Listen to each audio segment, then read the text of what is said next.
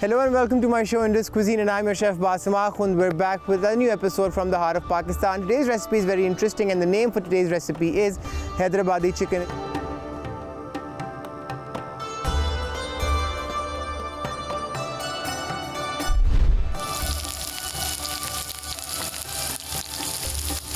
It's a very easy recipe and it dates back to the time when Pakistan did not get its partition and there was a state known as Hyderabad Chicken. The royal families, the Muslim royal families used to enjoy this recipe, and back in the day they used to use not the farm chicken, but they used to use the organic chicken, which we in our own language call desi chicken. It's also known as wild chicken. Why? Because that chicken basically roams around free in the farmlands and it eats on whatever it finds around. So this recipe is very easy, quick and easy, and it's a gravy recipe. You can always enjoy this recipe with some naan bread, with some rice, or if you do not have both of these, you can also use some pita bread, which is easily available in any other stores in the West. And in Pakistan, people usually use naan breads. Why? Because in every corner in Pakistan you find this shop where they make fresh naan bread and people bring it home for as low as maybe $0.1. That's it. Even cheaper than that in Pakistan, we get it for 20 rupees a piece, and that is very, very less, I know.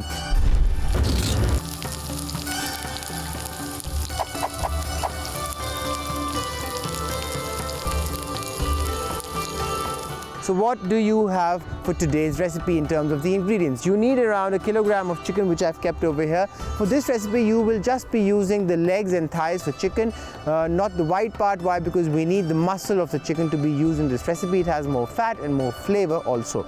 Apart from that, you will be using 2 onions and around 2 tomatoes. And you'll be using fresh herbs such as mint and coriander. You need a cup of oil, which we shall be using in 2 parts. Why? Because we need the onions to be brown and we shall be marinating the chicken in that. You need some salt to taste, some coriander powder. Then you need some turmeric powder. Ginger and garlic needs to be fresh.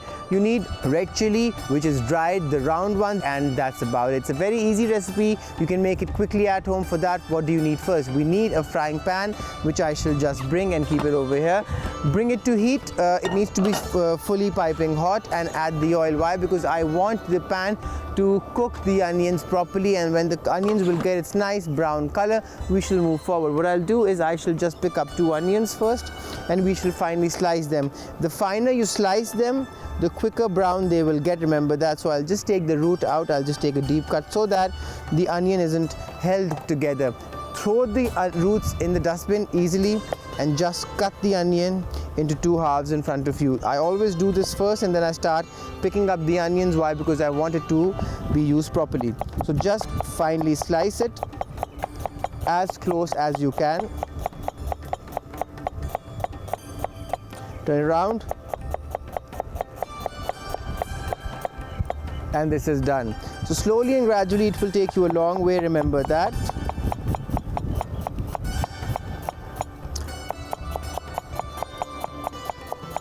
Remember, both of the onions must be used like this, and apart from that we will be using 2 more onions later on. Why? Because first we shall use the onions for the marinade, and then we shall use the onions for the recipe. So the gravy will be made in the second part. Why? Because it's a recipe which is a little complicated. You could say it's not complicated, but it's a little different, you could say. I keep my eye contact always, but I've just taken it off. Why? Because I know what I'm doing. If you're an expert when it comes to chopping, that's the only time you can take your eye contact off. Otherwise, just be a little careful. Why? Because you do not want to hurt yourself. Keep it over here. Now the pan was piping hot, so obviously the oil will also get super hot. Just pick it up like this and transfer it over here. Slowly and gradually it will take you a long way, remember that.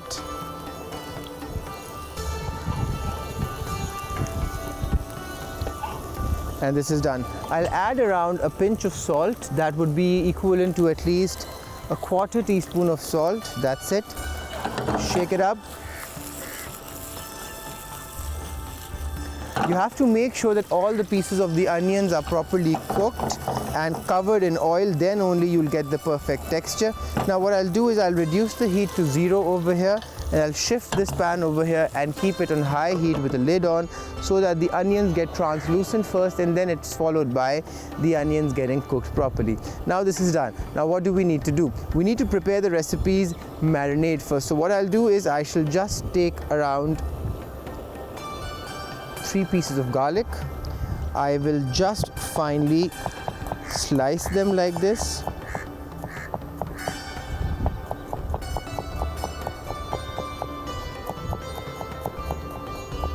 And then I shall add the pieces of garlic in the pan over here.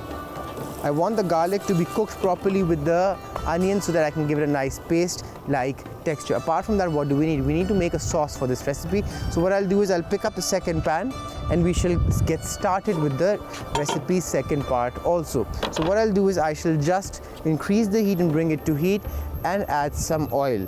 Till the time the oil heats up, I shall just clear up a bit and then I'll let you know what to do next. Don't go anywhere, keep watching, we're still continuing the recipe right now. So on one hand, what I've done is I've kept the onions to fry. Now in the open markets in the west or in the east or in Pakistan also, you find these markets where you can find fried onions which are already packed and processed, which you can also use. But remember, something if you fry fresh has a better flavor, better taste to it. Apart from that, what I'll do now is I shall take some onion and I shall just finely chop it. So I'll keep the root on. Remember, whenever you need to chop it, you keep the root on and you just make these cuts like this slowly and gradually, which will take you a long way. Okay, if you see at times there's a root in between the onion over here, this is when the onion is completely organic. You just pull it out like this and throw it on the side. You will feel it. Why? Because that root will not be able to cut properly. I have brought the oil to heat properly. I'll just shake it up so that it's not overheated and I shall just finely chop the onions like this. Once you make the cuts, what happens is usually that the onions are used properly then. So now what I'll do is I shall just do the same for the other one and make a cut in between and just slice it slowly through and through. Chop it nicely and here we go. This is done.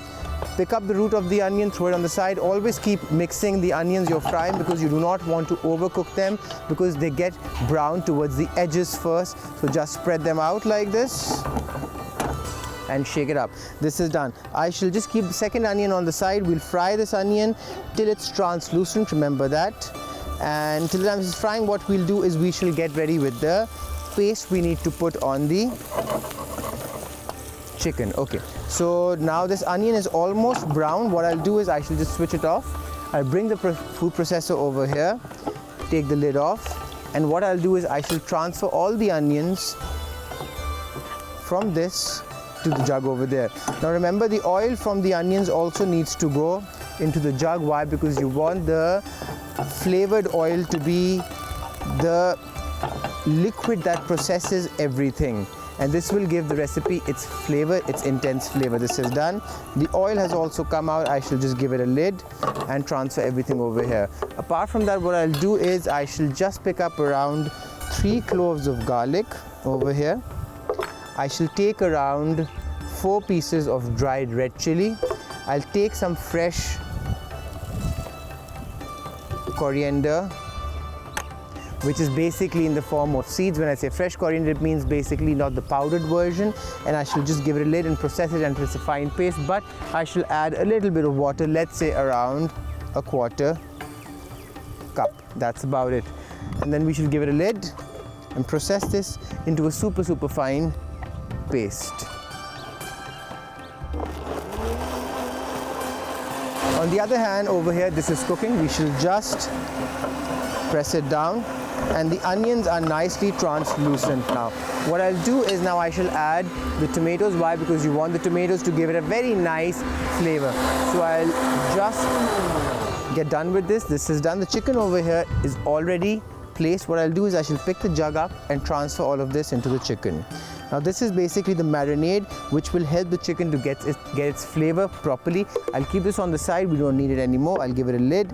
And now remember, whenever you're cooking at home, if you have time, keep the chicken in the marinade for at least an hour. And if you have too much of time, or if you're well planned in advance, keep it for at least 6 hours, or also people call it overnight. So I'll marinate this chicken for at least 10 minutes and we shall go for a short break, and once we're back, I'll let you know what to do next. There's a lot to be done. Don't go anywhere. Keep watching Indus Cuisine.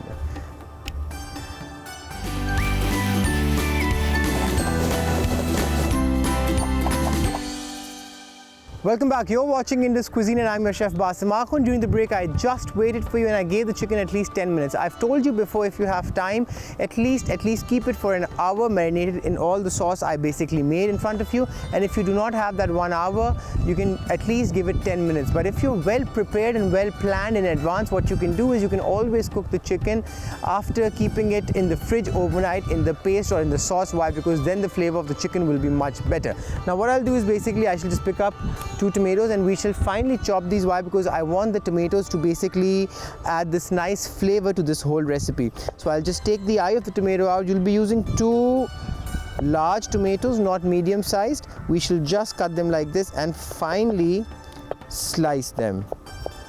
After you slice them, what you'll do is you shall just pass your knife through it once. Why? Because then it will give the tomatoes a very nice texture in terms of the finely chopped thing. So just pass your knife like this once, turn it around, and this is done. Keep it on the side like this, chop it from the center again, and do the same for this. Repeat it. Why? Because the tomatoes soon eventually start disintegrating when they're cooked, when they basically hit the heat of the pan. You do not need to go super close. Why? Because when you talk about Pakistani cooking, this is what it happens. You just have to cook it properly and well.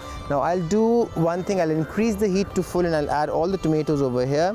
The tomatoes need to be cooked till the time they are soft. Basically I'm frying them also. Why? Because the onions I've added to the pan separately have also almost dried up and the water content of that has evaporated, which will help in the recipe being cooked nicely and properly. Now what I'll do is I shall just increase the heat and add around a 1/4 teaspoon of salt on the tomatoes so that they start sweating properly. The heat has increased. I shall just shake it up once and move it around, and I shall just now scoop some of the oil and coat the tomatoes. Now place them at the base of the pan properly like this. So I've given the tomatoes a lid so that they cook for around 2 minutes on high heat. What will happen is that the heat, when it's basically cooking with the lid on, it gives a nice oven type of an insulation which basically fastens up the cooking and it makes the tomatoes soft till the core. Now till that time, what we'll do is we shall pick up 3 pieces of garlic. We'll keep it over here and we shall just smash them lightly. And we shall now finely chop the garlic. Why? Because I want the garlic to fry with the tomatoes and give a very nice flavor to the recipe. So slowly and gradually just chop the garlic super fine as you can. Let's put it that way. Why? Because when you're a chef, it's different. When you're cooking at home, that's different. But there are some people at home who cook so nicely that their chopping skills are almost as good as the professional chefs out there. So what I'll do is I shall just scoop it up like this slowly and I shall transfer all of the garlic into the pan over here.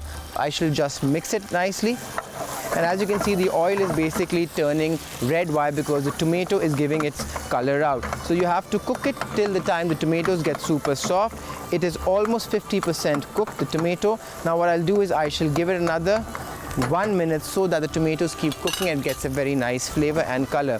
This is the color the recipe gets from the natural tomatoes. Remember, if the tomatoes are nicely cooked, you'll get the perfect texture. Now what I'll do is I shall just slice the ginger very thin, and now we shall finely slice it. Slowly and gradually, it will take you a long way, remember that.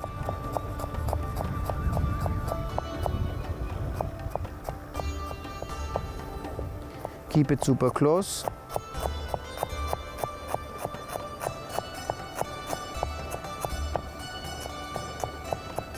And this is done. Now what I'll do is I shall add all of the ginger into the tomatoes so that the oil gets a nice flavor of the ginger. That's how you'll get the perfect texture of the recipe and that aroma basically which Hyderabadi chicken basically has. So now what I'm doing is I'm just pressing the tomatoes now with this. Why? Because I want the juice of the tomatoes to start mixing in the oil.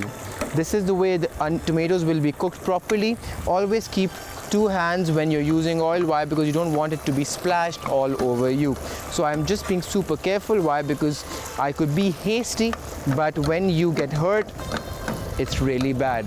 It's super windy in Islamabad today, as you can see. so you can hear a little bit of wind around. It's a pleasant weather, and I think in another half an hour we shall be expecting some rain also over here. Why? Because in Islamabad, usually when the winds are very fast, the rain usually follows. Okay, now the tomatoes are done. As you can see, now what I'll do is I shall basically start cooking. So whenever I talk about spices, what I do is if you add the coriander in terms of seed to the oil, they will be cooked very nicely. But if you add the powder and if you don't add anything else on top, the powder will get burned. So what I'll do is I'll add the coriander seeds first, and I shall keep it on the side, and we shall just now hit it like this so that the seeds start breaking and they start giving out this nice distinct flavor. Slowly and gradually it will take you a long way, remember that. And this is done. Start mixing it up.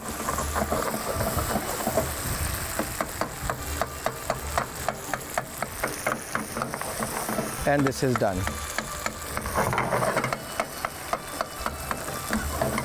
Now what I'll do is I shall basically add a few other things. I shall add the turmeric powder. This will give the recipe a nice yellow color also, and obviously everyone knows that turmeric has its healing properties. We shall just mix it around, and we've given it around a minute, the coriander seeds, and it has released its flavor. Remember, this recipe will not have the tomato converted into a fine paste. We need the texture to be maintained. So now this is done. What I'll do is now I shall transfer all the chicken with the sauce to the pan over here.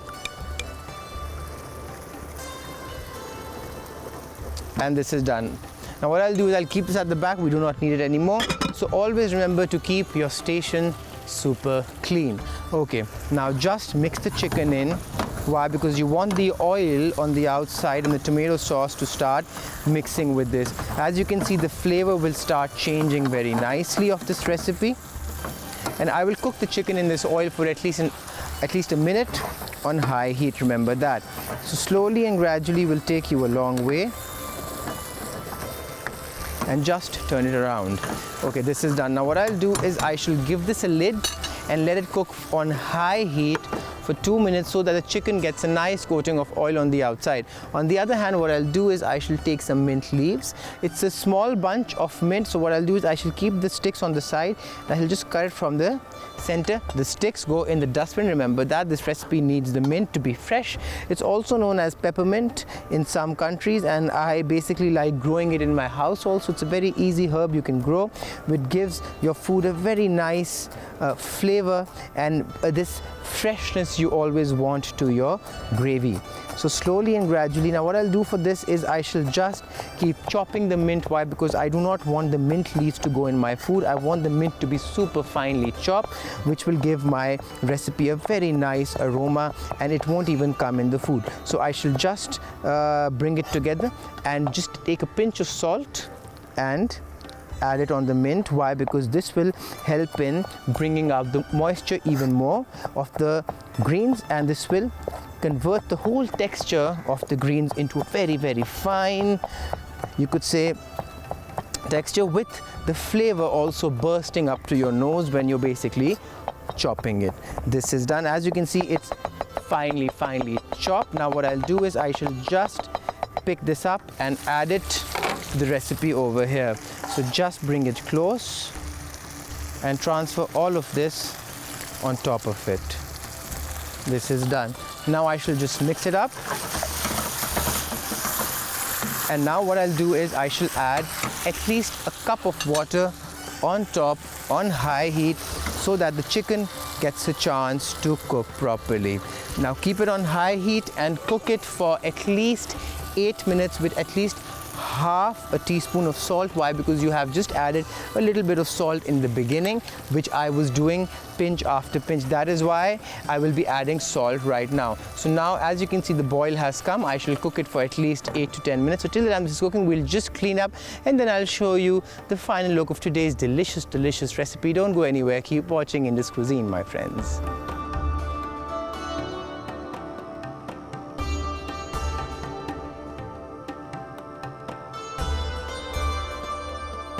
As you can see, today's recipe is ready. Super easy and quick. This recipe can also be taken with some nice boiled rice. It's very easy to cook. And remember one thing, once you cool this recipe down, you can always freeze it and reuse it in maybe 2 weeks time. Why? Because there are some recipes in Pakistan which can be frozen and used again.